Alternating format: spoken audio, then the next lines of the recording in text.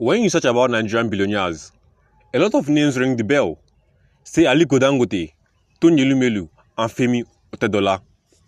While the most famous Nigerian billionaire names flood your social media timelines every single day with flashy cars and real estate, the country's largest healthcare empire was quietly built completely in silence. Right now, foreign pharmaceutical companies are leaving the country. Yet, one local company just became the first in Nigerian history to shatter the 100 billion naira annual revenue milestone. In 1995, a corporate banker walked out of his comfortable, high-paying job. He didn't chase social media fame, politics, or cheap oil blogs. Instead, he gambled everything he had on the business sector his peers considered completely operating a suicide: local manufacturing.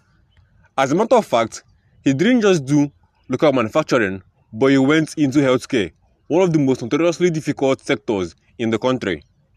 30 years later, Dr. Fidelis Ayeba didn't just survive, he built the most advanced automated pharmaceutical plant in West Africa.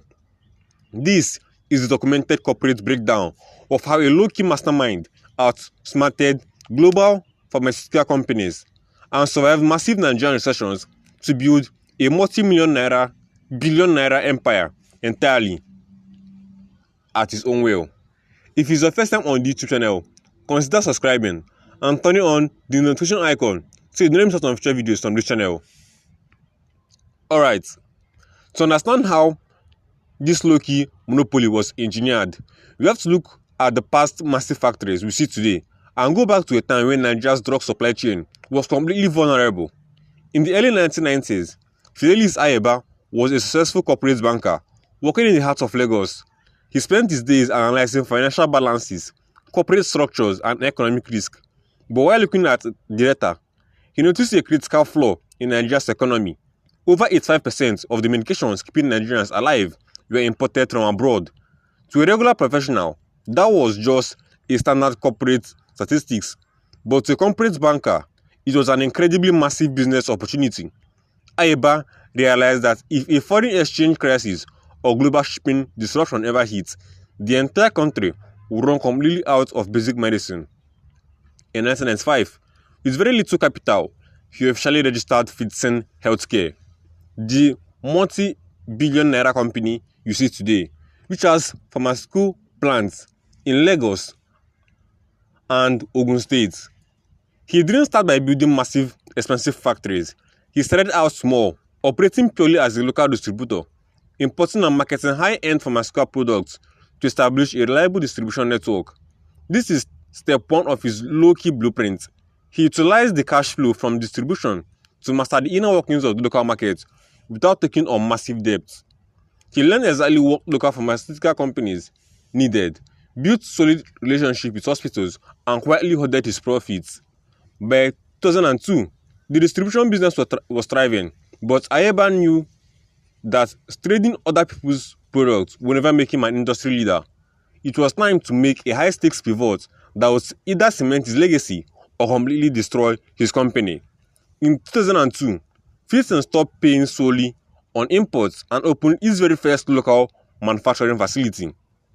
To understand the sheer scale of this risk, you must realize that local manufacturing in Nigeria requires building your own power grid, securing your own water lines, and dealing with intense currency volatility. Instead of cutting corners, Ayeba doubled down on his long-term strategy. He poured over $30 million into engineering a massive world-class manufacturing facility in Ota.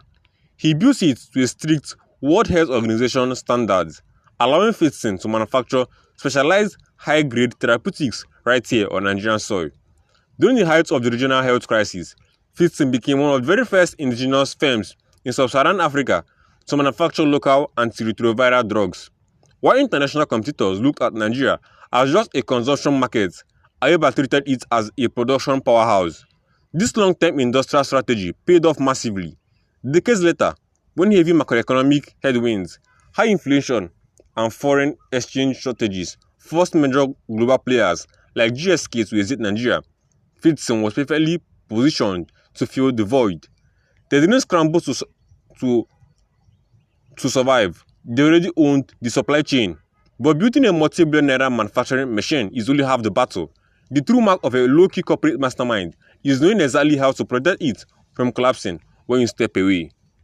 Most local businesses in Nigeria collapse the moment the original founder steps down or retires, but to remove that shock the capital market, Dr. Ayeba seamlessly executed the flawless corporate succession plan, stepping down as CEO and handing over day-to-day leadership to his longtime partner, Abiola Adebayo. This deep structural commitment yielded historic results. Fidson announced a spectacular record-breaking 119 billion naira in annual revenue, officially becoming the first indigenous pharmaceutical company in Nigeria's history to break the 100 billion naira threshold. The investment community and its response were overwhelming. When Fidson went to the capital market to raise 21 billion naira for further expansion, institutional investors oversubscribed the offer by 117%, pouring over 24 billion naira into the business. It was a definitive market verification of Ayeba's 30-year industrial vision. Today, Fidson isn't stopping at Nigeria's borders. They are actively expanding exports across West Africa, partnering with allied Chinese firms to build a new $100 million facility in Lekki Free Trade Zone, and teaming up with Japanese giants to localize advanced pediatric oncology medicines. The story of Dr. Fidelis Ayeba proves that you don't need to be loud, flash your wealth on social media, or chase trend-dependent industries to build generational defining wealth in Nigeria. By focusing on cash flow first, reinvesting aggressively into local production, and building a corporate structure that outlasts you, he built an unshakable empire.